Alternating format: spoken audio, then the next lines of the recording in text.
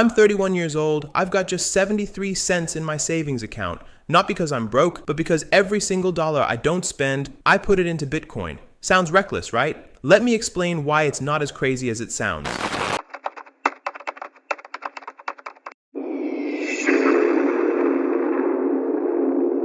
Welcome back to the Microcryptosofts channel. Today we're diving into something that everyone seems to be talking about. Bitcoin, savings accounts, diversification, fiat, hodl. But let's be real.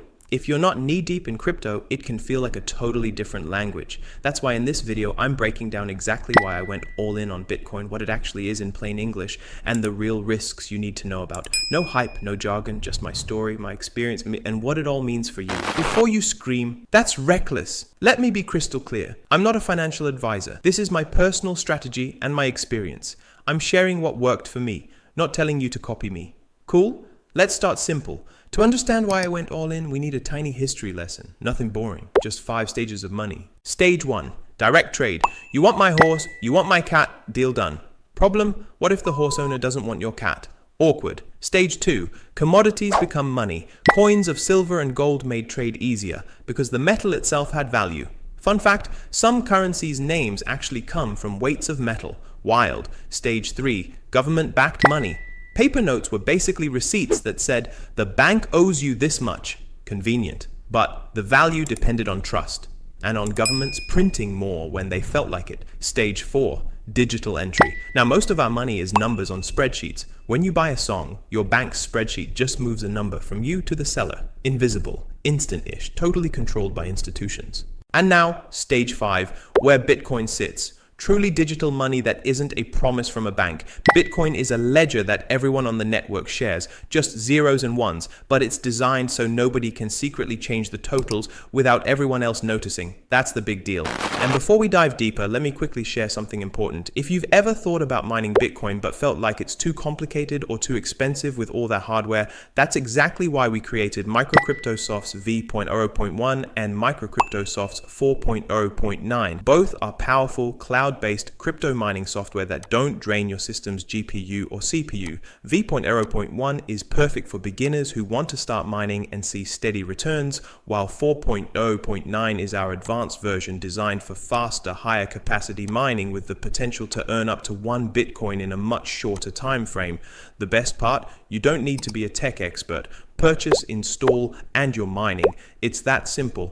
So, what is Bitcoin in plain terms? Think of a giant shared spreadsheet, but instead of each bank holding their own file, the whole network holds copies. When you make a transaction, every copy checks it. If one looks funny, the rest won't let it through. That makes tampering extremely hard. The way these transactions are grouped and secured is called a blockchain. Blocks of transactions chain together. Change one block and you break the whole chain after it. You might have heard about mining. That's just people running computers to process or confirm transactions on their copy of the ledger. As a reward, miners can earn Bitcoin, so there are lots of copies of the same ledger. That makes the system decentralized. No single bank or country controls it. Why does that matter to me personally? 2 big reasons: scarcity and sovereignty.